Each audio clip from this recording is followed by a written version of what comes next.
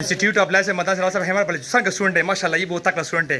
Doctor साहब आपने service पकड़ लिया, राड भी पास कर लिया, चेक करें डॉक्टर साहब। अच्छा, वेरी गुड। अभी कोई आप जब आए थे आपको कुछ पता था? नहीं पता था। अभी हर चीज़ पता है आपको, राड भी पास कर दिया आपने। माशाल्लाह माशाल्लाह माशाल्लाह माशाल्लाह, ये हमारा दूसरा बलूचिस्तान का स्टूडेंट, ठीक है साहब ना, जज़ाकल्लाह जज़ाकल्लाह। लगे रहे, ये हमारा जो लकी मरवत का स्टूडेंट डॉक्टर साहब ना, दोबारा भी पास कर दिया इसने, very good.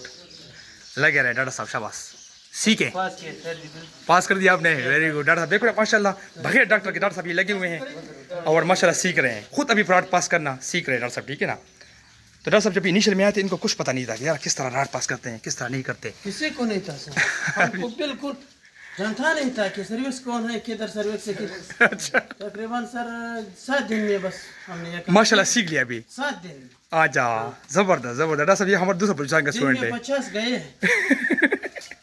Very good doctor साहब, ठीक है ना, ये हमारा लकी वन स्टूडेंट है डॉक्टर साहब, शाबाश, very good very good very good doctor साहब, शाबाश।